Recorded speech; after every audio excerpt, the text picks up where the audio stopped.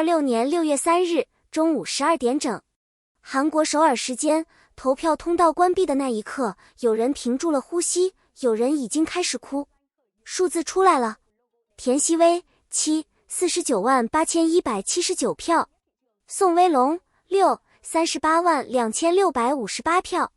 你们不知道的是，这两个数字发生在韩国人自己办的颁奖礼上。就在首尔时间正午，就在以 K-drama 为骄傲的韩流大本营，两位中国演员用数百万张选票，在全球 OT 大奖的投票榜上写下了一段没有人预料到的历史。今天我要带你们回到这场投票战的核心，你会看到竞争对手是谁，粉丝们经历了什么，以及为什么这一次的胜利意义远远不止于一个奖杯。先说说这个奖项本身，全球 OT 大奖，英文名 Global OTT Awards， 是韩国国际流媒体节的旗舰活动，每年在釜山举行。釜山，你们都知道，是釜山国际电影节的主场，是韩国影视产业最有分量的一块土地。这个奖项设立的初衷是表彰全球流媒体平台上优秀的内容创作者和演员，覆盖戏剧、综艺、OT 原创等多个类别。而与 Quote 人气奖与 Quote People 与 Opus as Choice Award 是唯一一个完全由全球观众投票决定的奖项，没有评审委员会，没有行业打分，只有真实的点击、真实的呼声、真实的数字。2026年的颁奖典礼定于6月20日在釜山影视中心室外剧场举行，但今天投票已经说话了。现在让我介绍一下今天的两位主角。田曦薇，简体字写作田曦薇，英文名 Vivian，1997年10月14日出生于重庆。从小城市走出来的她，考入了上海戏剧学院，这是中国最顶尖的表演院校之一。毕业后一路从配角、小女主熬到了今天的位置。她出道以来主演了17部剧，但真正让她走向世界的是2026年的《珠玉》，一部由张凌赫搭档主演，在 Netflix 上线的古装剧。《珠玉》的原著改编自网络小说《珠玉》，田曦薇在剧中饰演樊长瑜，一个屠夫的女儿，靠着一把屠刀和一腔热血，在乱世中寻夫、护家、抗敌。这个角色有一个外号，叫与 Quote， 泼辣又残忍与 Quote， 因为她敢打敢拼，又在最刚烈的躯壳下藏着最柔软的心。说真的，这种角色放在以前的华语古装剧里是不常见的。观众太熟悉那种等待被拯救的女主角了，熟悉到了麻木。而樊长瑜出现的时候，很多人说这才是他们想看的女性。剧集播出后爆火，田曦薇也因此荣获2026年度杰出艺人称号。而宋威龙1999年3月25日出生于辽宁大连，他的故事有一个你想不到的开头。9岁那年，他看了李连杰主演的《少林寺》，从此迷上功夫，软磨硬泡了2个月，父母才同意送他去河南嵩山少林寺学武。每天凌晨4点开始训练，夜以继日，打下了一身过硬的武术底子。这个底子后来成了他在镜头前最独特的资产。2019年，宋威龙被星探发掘，正式出道。他用以家人之名和下一站是幸福在国内打出名气，但随后经历了一段沉寂期。很多人以为他就这样消失了，没有，他在等待。2025年，他重回大众视野，接连推出多部新剧，其中《骄阳似我》口碑与收视双收，让他的国际粉丝群体快速扩张。2026年2月，他登上了央视春晚的舞台，那是中国收视率最高的节目，代表着一种行业认可。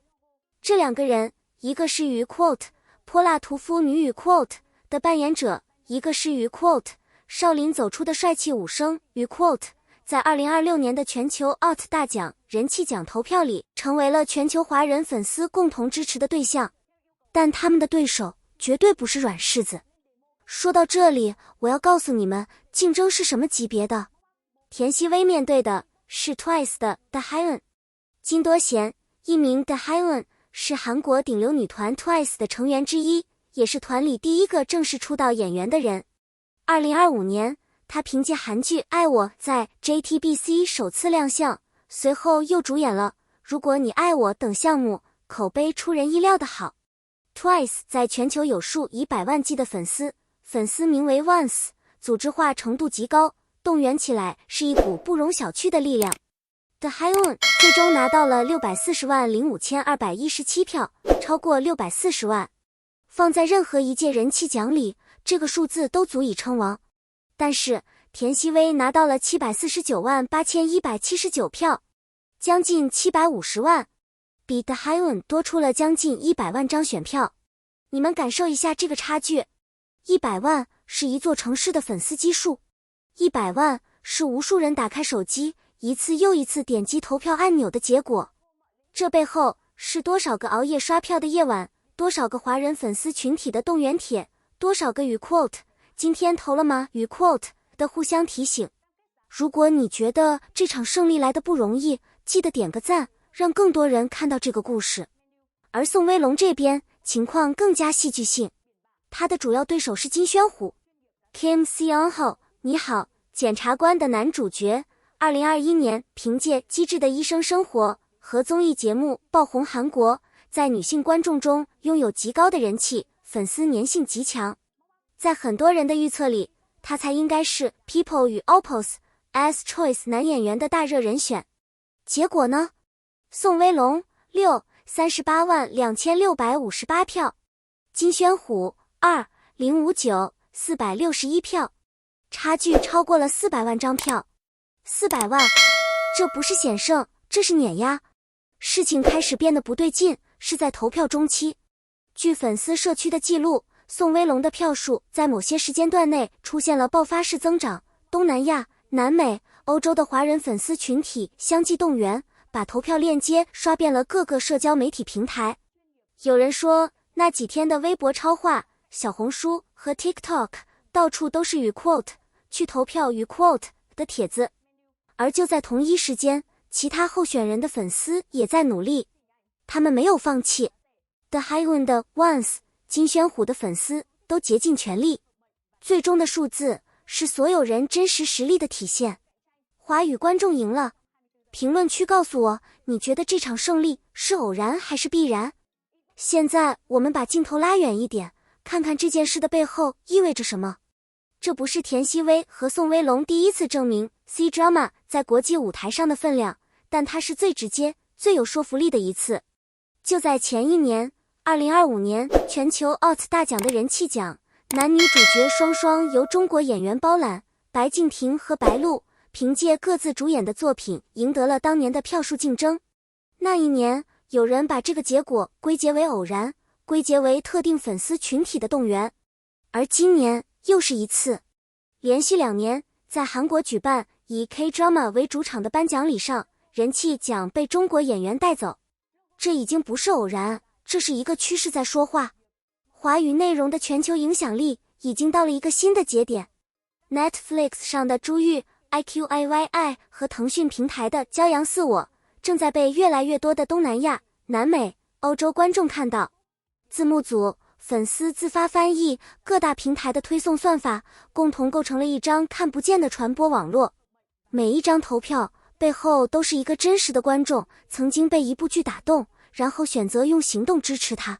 直到多年后，大家可能才会充分意识到2020年代这一批 C-drama 出海的深远意义。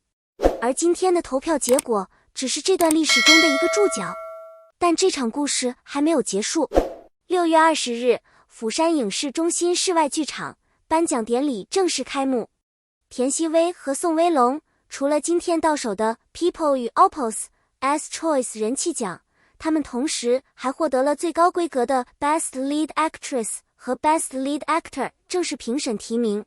那是由国际评审委员会投票决定的奖项，代表着行业对内容本身的肯定。也就是说，这场釜山之行对他们来说还远远没到落幕的时候。你们最关心什么？是颁奖典礼当晚的结果，还是珠玉和骄阳似我在国际评审眼中的分量？我说3个点作为今天的结尾。第一，田曦薇和宋威龙的胜利是粉丝的胜利，是无数个普通人熬夜动员的结果。这种凝聚力不是凭空产生的，是因为有足够好的内容，才能让人愿意为它付出时间。第二，